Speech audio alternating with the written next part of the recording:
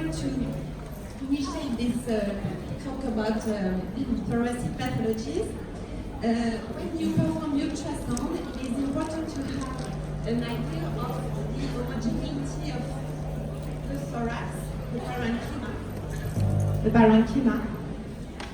And don't hesitate to turn your probe to be sure that you have a continuity, a diaphragm continuity, as you can see here. Xin chào tất cả mọi người ha.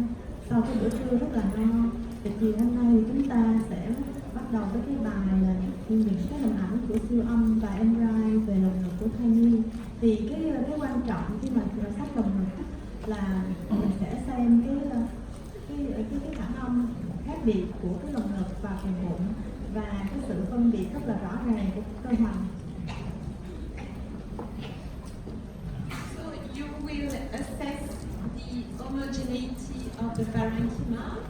You'll put Doppler to see the homogeneity of the vascular pulmonary tree.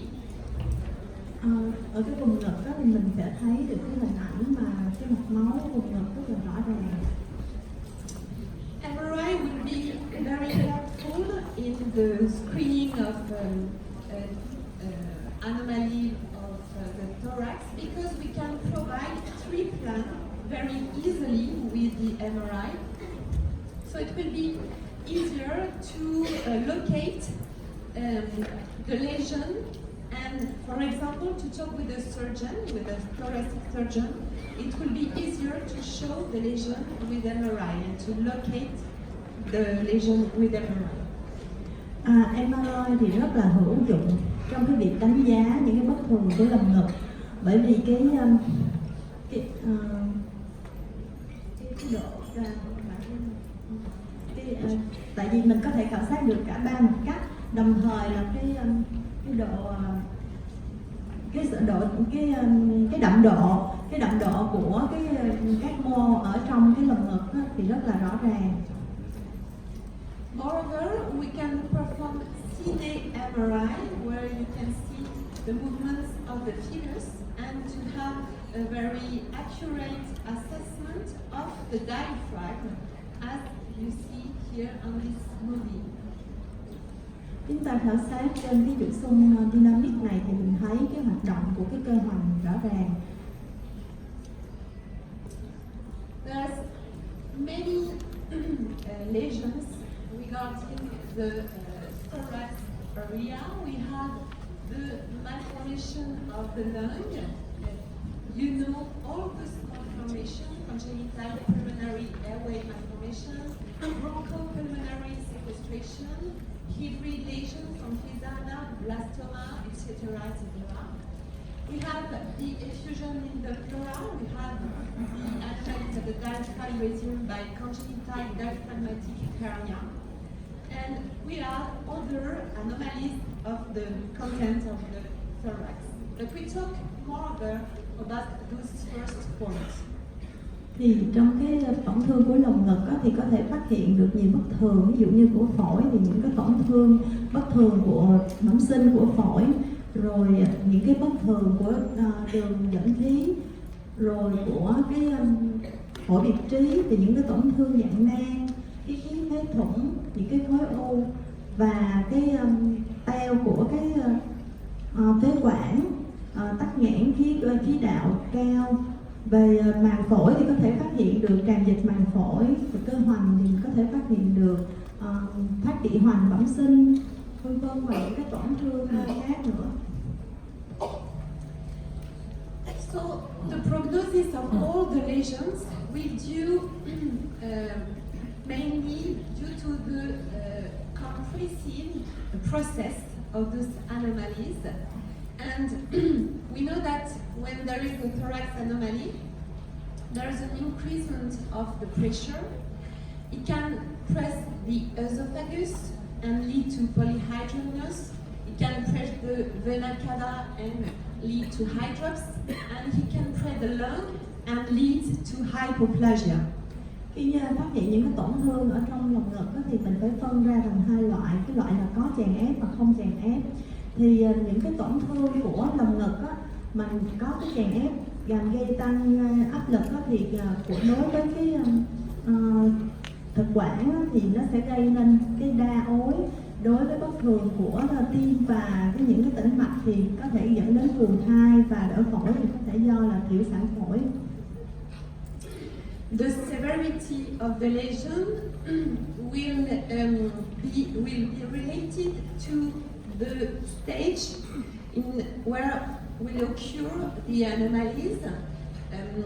Early in the pregnancy, in the embryonic stage, there will be severe anomaly like tracheal agenesis, pulmonary agenesis. Về cái bệnh học á, từ sự phát triển của những cái tổn thương ở trong lồng ngực á, thì nó có thể có nhiều giai đoạn xảy ra.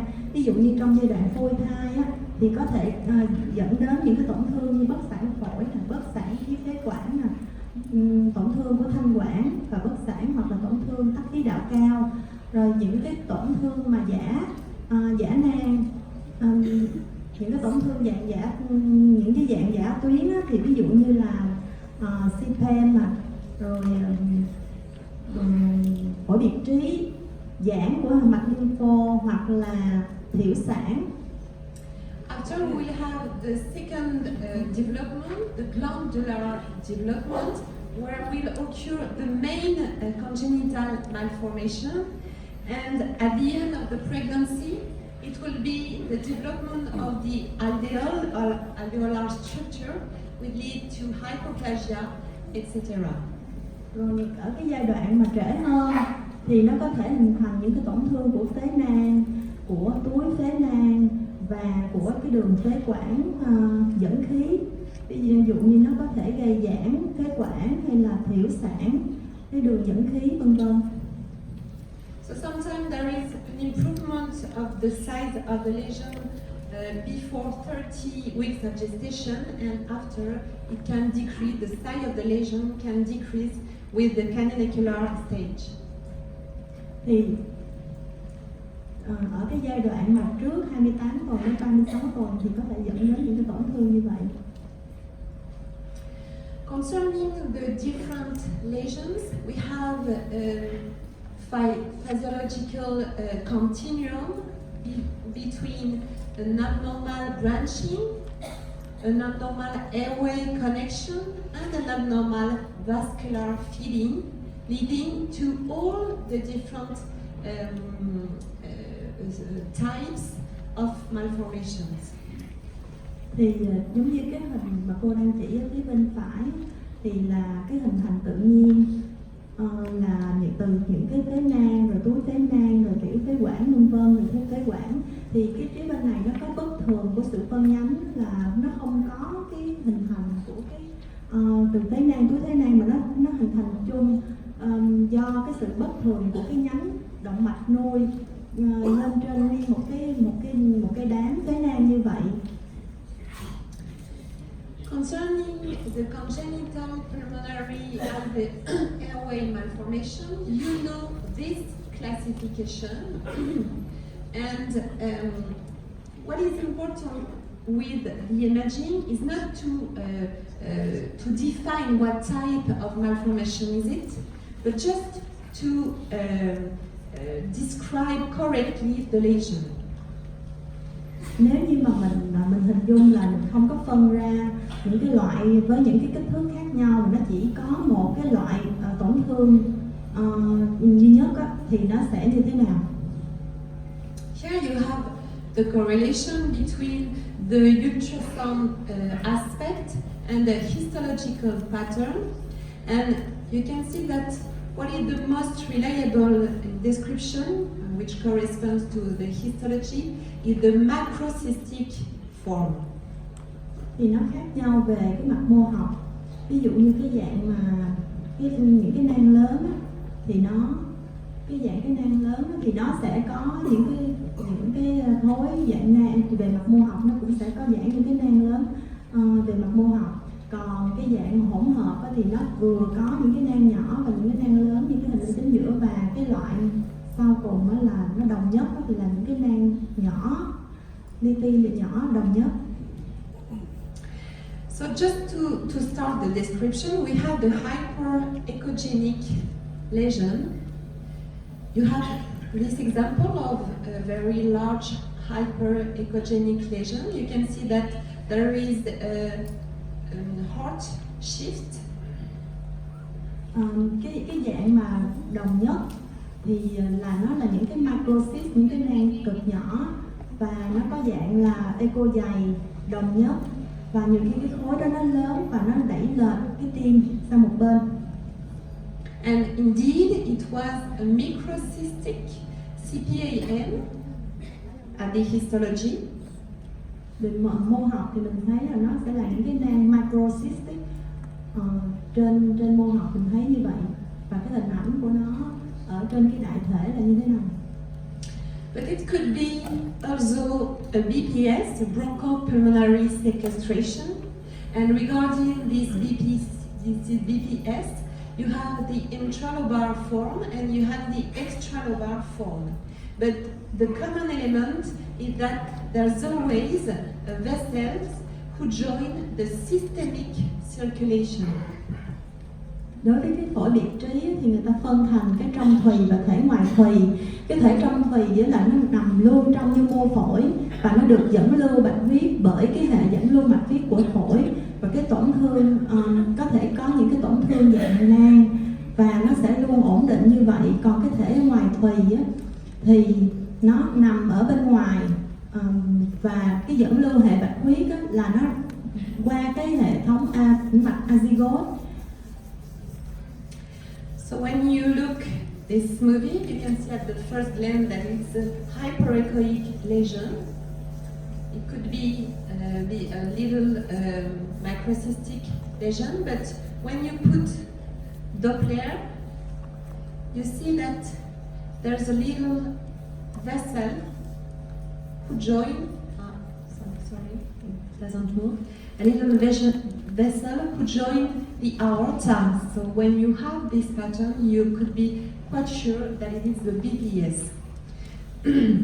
Cái tổn thương khi mà mình làm trên siêu âm 2D, mình thấy một cái khối echo dày đồng nhất nằm ở cái phía dưới của cơ hoành đó, thì mình có thể nghĩ nó là một cái tổn thương mà dạng CPAM mà dạng microcystic. Nhưng khi mà mình sử dụng Doppler, mình thấy một cái mạch máu đi vào trong cái khối đó, và cái động mạch đó xuất phát từ động mạch chủ, cho nên mình xác định đó chính là cái phổi biệt trí.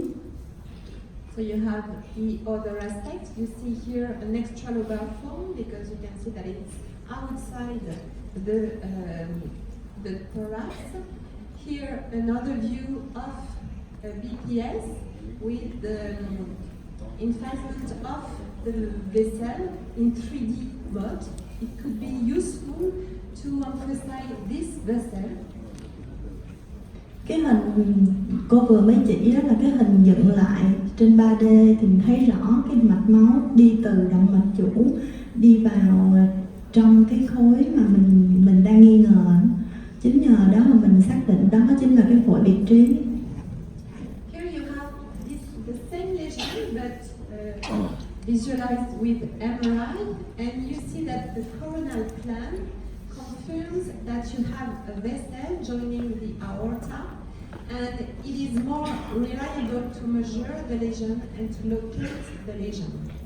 Thì mình xác định lại cái điều này trên MRI, mình thấy được cái mạch máu đi từ động mạch chủ đi vào cái khối đó, và trên hình ảnh MRI thì mình xác định được cái kích thước của cái tổn thương được tốt hơn.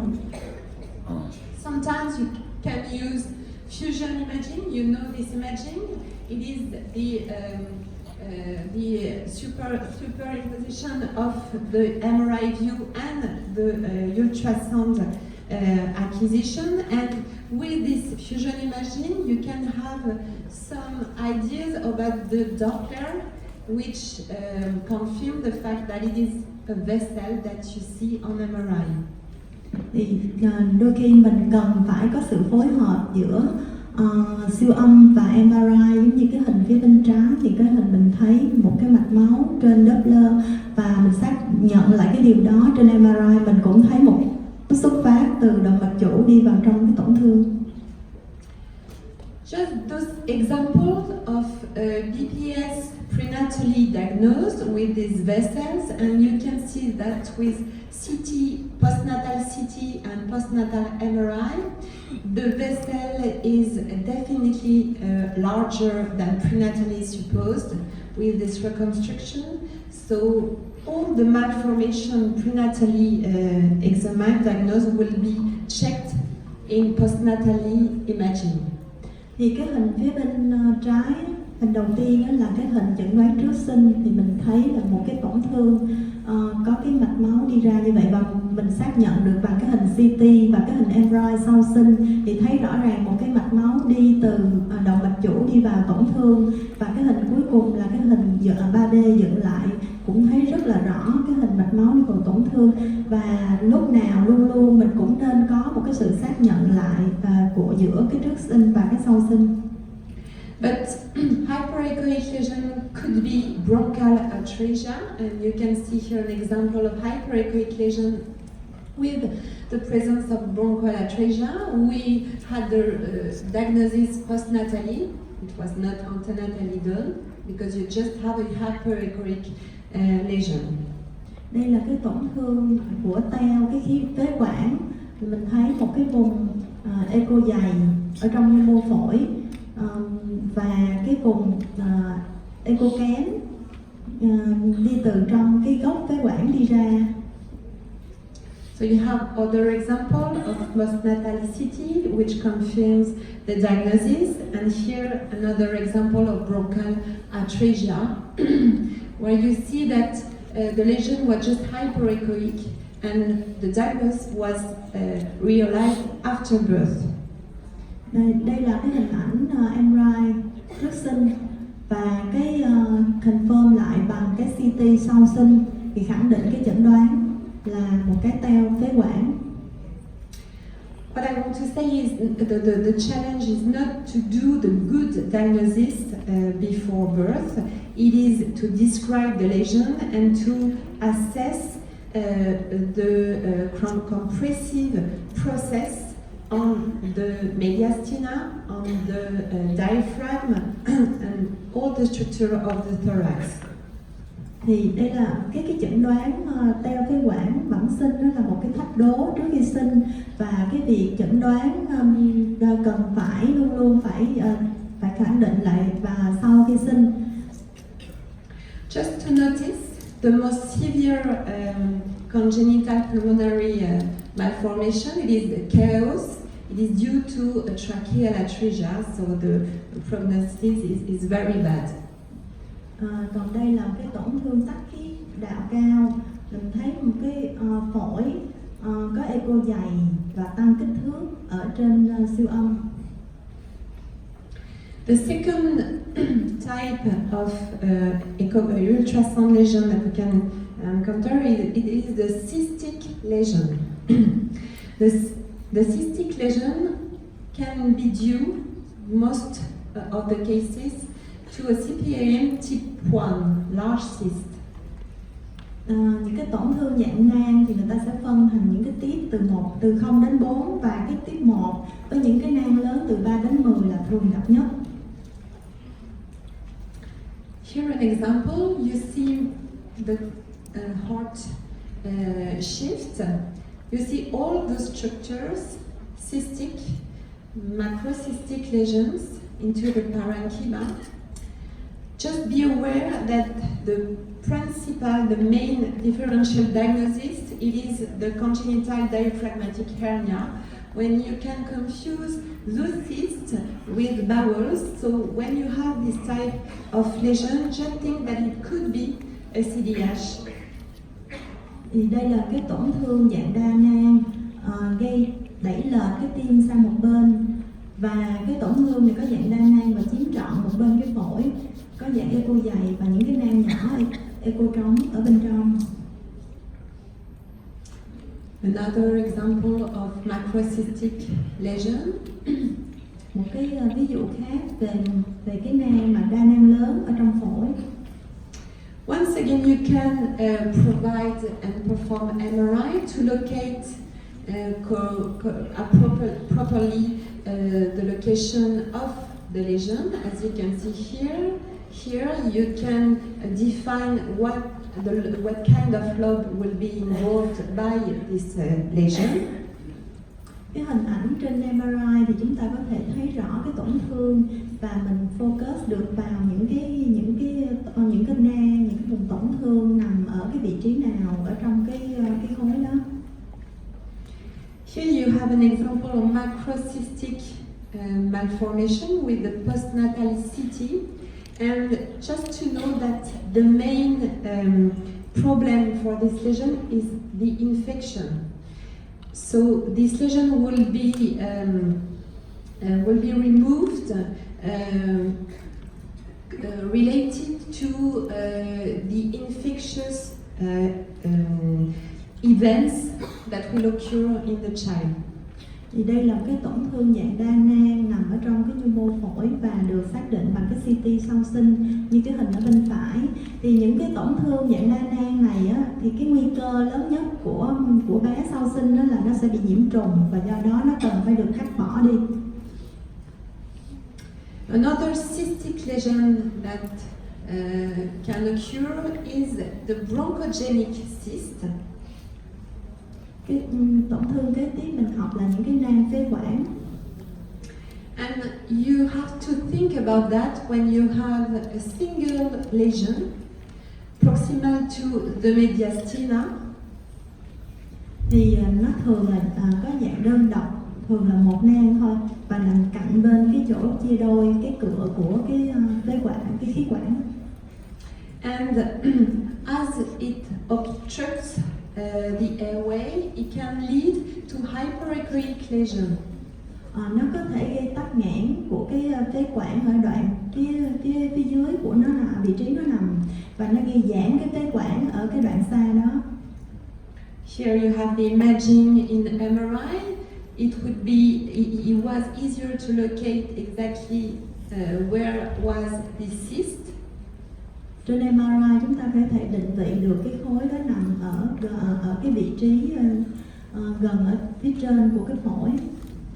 And it confirmed that it was in the mediastina, like usually in the bronchogenic cyst. Và ở cái mặt cắt khác thì mình có thể xác nhận là nó nằm ở cạnh cái carina. Here, another example, you can see this hyperechoic lesion with a cyst. Here in fetal MRI and here in postnatal CT and postnatal MRI. Ở đây là một cái hình ảnh, một cái khối echo dày trong phổi với cái nang ở bên trong. Thì trên MRI mình thấy rõ đó là cái nang phế quản và được xác nhận lại sau sinh bằng cái CT sau sinh. You have other examples here, and you can see that there is an asymmetry of the thorax due to the obstruction by this bronchogenic cyst. Đây cũng là một cái ví dụ khác về cái nang phế quản và thông thường nó sẽ gây tắc nghẽn cái phế quản mà cạnh nó nằm. What we have to know is sometimes it can mimic bronchogenic cyst, but at the end of the pregnancy, it completely disappeared because it was a vanishing. It is called vanishing lesion. It was just a transient obstruction. There was no real lesion, so this aspect disappeared completely after birth. Thì cái tổn thương này cũng nhận diện nó là một cái khối dạng nang ở bên một thùy của phổi, nhưng mà sau đó ở cuối thai kỳ thì lại không thấy đâu nữa và một cái CT xác nhận sau sinh đó, là nó cũng biến mất luôn trên cái CT sau sinh. Another example of vanishing lesions. Here, another cystic lesions, and you can see that it is parallel to the esophagus. Đây là một cái tổn thương dạng nang mà mình thấy nó song song với lại cái thực quản. Just close to the spine here. Rất là gần với cái cột sống ở đây. So the diagnosis is here is an esophageal duplication, but it could be a neuroenteric cyst. Nên nghi ngờ rằng xác nhận rằng là nó là một because it is posterior, and when you have this suspicion, you have to check the bones, the vertebra, to be sure that there's no anomalies on the vertebra. Ở đây mình thấy một cái cấu trúc dạng nang nằm cạnh cột sống và mình phải check lại cái cột sống coi nó có bất thường hay không, nó có thể nói là một cái nang thần kinh ruột. So there's no real postnatal complications unless neonatal respiratory distress or infection. Những cái bất thường của trong phổi á, thì nó sẽ có tổn thương, có thể gây ra những cái biến chứng sau sinh, ví dụ như là gây suy hô hấp cho trẻ trong giai đoạn chu sinh, nhiễm trùng hoặc là những cái khối u ác tính. To precise the prognosis, we have this index, it's called CVR, and it is the index which is the ratio between the size of the pulmonary malformation and the head circumference related to the fetal head circumference. Thì để mà tiên lượng cho những cái cấu trúc mà nó chiếm ở trong phổi á, thì mình có cái chỉ số là CVR. Mình sẽ đo cái ở hai mặt cắt ngang và mặt cắt dọc để mình lấy những cái số đo đó và mình cho vào công thức, mình tính ra được cái chỉ số CVR. You can find this software, this calculate in internet. You just tap CVR and you can have this calculation. Cái công thức này các bạn có sau khi mình đo các kích thước, mình có thể bỏ những cái công thức mà nó có sẵn ở trên internet rồi nó tính ra cho mình cái chỉ số CVR. Pleural effusion, it is quite frequent, but we have to know that it could be isolated or associated with other effusion. It is the first thing that we have to check when you encounter pleural effusion. Thì cái tràn dịch màng phổi nó có thể là đơn độc hoặc nó có thể liên quan đến một số cái vấn đề khác mà mình luôn luôn phải xác định cái điều đó.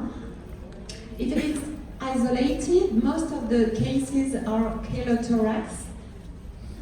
Cái tràn dịch màng phổi đơn độc nó rất hay thường liên quan đến tràn dịch do dưỡng chất. And sometimes it is associated with other effusion, acids, etc. And we have to be aware of the possibility to have a hydrox with it. The not a bad diagnosis compared to isolated pleural effusion, which is quite has a overall good prognosis. Thì mình phải phân định nó là tràn dịch màng phổi đơn độc hay là nó nằm trong một chuỗi các cái vấn đề của một cái phù thai. Ví dụ như trong phù thai á, thì nó sẽ có phù da, nó sẽ phù bánh nhau, nó có thể tràn dịch đa màng vân vân. Thì nó có thể gây ra là do nó cũng có thể là nguyên nhân mà cũng có thể là hậu quả của cái việc tràn dịch màng phổi. Trong khi một cái tràn dịch màng phổi đơn độc á, thì thông thường là do tràn dịch dưỡng chất, hoặc là mình phải chú ý đến cái nguy cơ của hội chứng đau vân vân, và cái tiên lượng của nó thì là đa số là rất là tốt. Just we'll go through rapidly about the etiology of hydrox, but we know that we have to look for infection, anemia, genetic cause, and other malformation. Những cái nguyên nhân của tràn dịch màng phổi mà nằm trong cái có liên quan đến những vấn đề khác thì có liên quan đến là nhiễm trùng, thiếu máu, những cái yếu tố về gen, hoặc là bất thường tim, hoặc bất thường của lồng ngực, hoặc là những vấn đề khác. So the second part of this talk is focused on congenital diaphragmatic hernia, which is very important to image correctly prenatally in order to provide the most reliable prognosis. Chuyển sang cái thoát vị hoành bẩm sinh. So the first thing is to be sure that this CDH is right or left. Mình luôn luôn phải xác định rằng là đó là thoát vị hoành bên phải hay là bên trái. The second question is to know if this hernia is isolated or not. Nó là một cái thoát vị hoành, chỉ có thoát vị hoành thôi hay là nó có liên quan đến cái gì khác nữa? The most frequent CDH is the left one, and here you have an anatomical view of the ascension of the abdominal content, with here the half of the liver in the thorax. Thì đa số các trường hợp thoát vị hoành 8-90% là nằm ở phía bên trái. Here you have this movie which shows the content of the hernia into the thorax, with the important deviation of the heart, as you can see here, and the remaining normal pulmonary parenchyma. Cái video vừa rồi là một cái thoát vị hoành bên trái, một cái thoát vị hoành với cái tổn thương những cái cơ quan ở dưới nó chạy lên trên và nó gây chèn ép cái phần nhu mô ở trong lòng ngực. So when you see some anechoic lesion or kind of cystic lesion in the thorax, the first things to do is to check the position of the stomach. Những cái tổn thương mà còn mình thấy nó có dạng giống như dạng nang, dạng nước ở trên cái lồng ngực đó, và mình phải luôn luôn check coi là cái stomach ở đâu, cái dạ dày nó ở đâu. So don't hesitate to turn your probe to have the sagittal view, to have an overall view of the diaphragm, and to see if the diaphragm is correlated or not.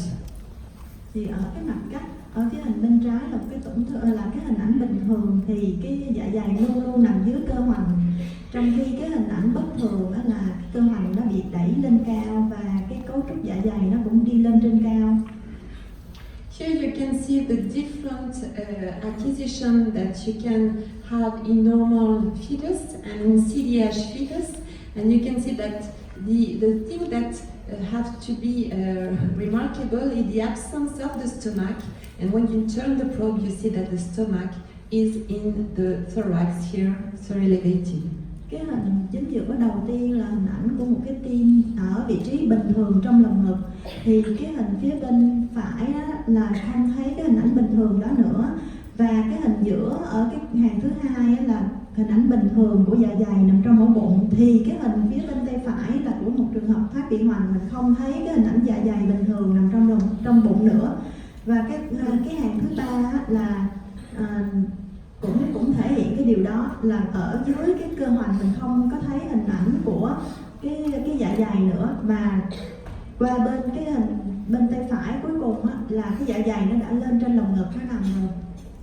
Other example of correlated stomach. Here. Here you have the example of a deviation of the heart with the normal parenchyma here, and here the content of the hernia in the thorax. Đây là một cái thoát vị hoành bên phải với cái tim nó bị đẩy lệch, và ở phía bên trái của cái tim đó là cái phần nhu mô phổi còn bình thường. Don't hesitate to put Doppler to emphasize the position of the heart. Đây là hình ảnh Doppler của mình thấy được cái hình ảnh của cái tim thai. The other kind of CDH that you can see, it is right-sided hernia. It is more rare, but you have to think about it. When you have like a mass into the thorax, it is the liver who is related into the thorax in the right CDH. Đây là cái hình ảnh của thoát vị hoành bên phải với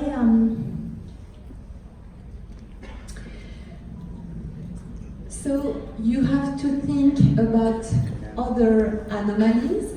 So you will do a genetic exploration, which can worsen the prognosis. And the only step that you have to do is to precise the prognosis. Xin lỗi là hồi nãy con dịch sót một chút xíu là cái thoát vị hoành bên phải á, thì nó chiếm cái tần suất thấp hơn so với thoát vị hoành bên trái, và cái tạng mà nó thoát vị lên trên á, thường là có chứa cái phần, còn nó có thể có chứa cái phần nhu mô gan. Và để mà tiên lượng cho cái thoát vị hoành thì người ta có thể tiên lượng dựa trên những cái hình ảnh trên siêu âm và trên MRI. Trên siêu âm thì người ta sẽ dùng cái chỉ số lung to head ratio và cái observe to expect LHR, có nghĩa là cái tỷ số LHR mà dựa trên cái khảo sát được, trên cái mà mong đợi. Còn trên MRI á, thì người ta có thể dùng cái chỉ số là liver to thoracic volume ratio, có nghĩa là cái tỷ số gan trên lồng ngực. Cũng có thêm một cái nữa là TSLV, có nghĩa là cũng cái chỉ số gan trên lồng ngực đó, cái chỉ số là thể tích phổi mà khảo sát được, chia cho cái thể tích phổi mà mình mong đợi của thai nhi. So you have an example, the illustration on how to calculate this LHR. You have to provide a 4-chamber view and to measure the contralateral lung, which is the normal one, related to the head circumference. Thì để đo được cái LHR mình cắt cái mặt cắt 4 buồng tim. Thì ở cái mặt cắt đó thì mình sẽ đo cái phần nhu mô phổi lành, cái phần nhu mô phổi còn lại á, mình sẽ đo cái kích thước của cái khối đó, và mình tính cái tỷ số phổi đó trên cái chu vi đầu của thai nhi để ra được chỉ số LHR. So you see on this diagram that the survival is correlated to the importance of the LHR. Thì cái chỉ số LHR này rất là quan trọng để đánh giá cái tiên lượng, cái dự hậu, cái tiên lượng của em bé sau sinh. Like you have the other prognosis is due to the position of the liver. If the liver is into the thorax, it would be worse than if it is in abdominal position. Thì cái vị trí của cái gan ở trong cái khối thoát vị đó có hay là không, có nghĩa là nếu nó up, có nghĩa là nó đi lên trên lồng ngực, còn nó down rồi nó vẫn còn nằm ở dưới bụng á, thì cái việc có hay không cái gan á là rất là quan trọng, bởi vì khi mà có cái gan mà nó lên trên lồng ngực nó nằm đó là tiên lượng rất là tệ.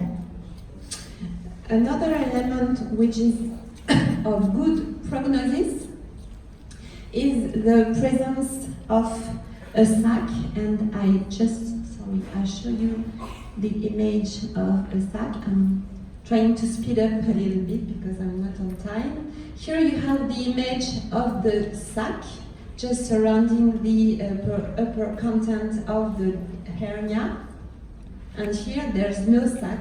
You can see that the line is regular, is smooth, is due to the presence of a peritoneum sac.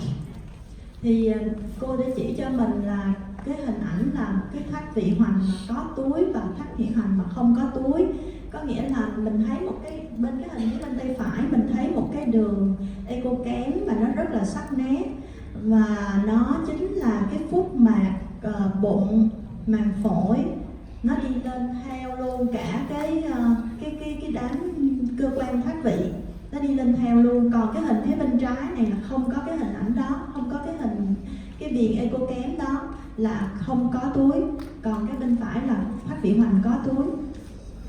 And this kind of CDDH is appearing more later in the pregnancy, which means that the prognosis is better for the fetus. Và nó có tiên lượng là tốt hơn so với là không có túi. And when you see the rate of the survival, you can see that it would be correlated with the normal remaining parenchyma in the hernia. Đây là cái người ta sẽ đo cái vùng phổi lành, cái vùng phổi còn bình thường ở trong cái lồng ngực trong cái trường hợp thoát vị hoành. It is why MRI has a main place in the evaluation of the CDL because it can measure properly all the volume of the remaining lung parenchyma. Thì trên MRI thứ nhất là mình nhìn thấy rõ cái tổn thương phổi lành còn lại, thứ hai là nó có nhiều mặt cắt, cho nên mình sẽ đo được cái thể tích phổi lành còn lại để mà mình tiên lượng là một cái yếu tố tiên lượng cho cái trường hợp thoát vị hoành. So you measure all the lesions into the 3 plants and you will provide a complete volume which is more reliable to have the prognosis. Thì mình trên MRI mình cũng có thể có dựng lại được 3 cái mặt cắt, do đó mình có thể đo được cái thể tích phổi còn lại đó rất là chính xác. So we'll provide an observed volume to expected volume, and with this ratio you see that the survival increase with the increasement of this index. Thì cái hình bên tay phải là cái thể tích mà mình khảo sát được. Đó, còn cái hình bên cái hình bên tay phải là cái thể tích phổi khảo sát chia cho cái thể tích phổi mà mong đợi trong trường hợp mà cái gan nó đi lên trên cái lồng ngực luôn. Còn ngược lại, còn cái hình bên phải là trong trường hợp mà không có cái gan trong cái khối thoát vị, thì mình thấy cái tỷ lệ mà trên MRI cái MSLV trên MRI thì những cái cột ở phía bên tay phải bao giờ nó cũng tốt hơn cái phía bên tay trái. Once again, the position of the liver will be of importance to locate, to moderate the prognosis. Này cái hình ảnh của cái gan nó đi lên. So just to finish, regarding those different malformations, concerning the congenital lung malformation, just describe the lesion, just evaluate the compression on the different structures, but don't suppose any diagnosis, only if you see a vessel. In this case, you could be sure that it is a VPS, but in other cases it is difficult to differentiate the diagnosis between CPA, bronchogenic cyst, etc. Concerning the pleural effusion, just see if it is isolated or not. And considering the ciliage, just see if it is left or right, if the liver is in the thorax or not, and to calculate the expected, the observed volume versus the expected volume. Thank you for your attention. Khi mà mình khảo sát cái lồng ngực, mình nhìn vào lồng ngực thì những cái tổn thương của vùng phổi bẩm sinh nó là một cái nhóm gồm rất là nhiều loại, trong đó có cái CPAM và cái phổi biệt trí á, thì nó lúc để mà phân biệt thì mình nên chú ý vào cái động mạch mà nó đi vào trong cái khối để nó nuôi cái khối đó để mình có thể phân biệt được.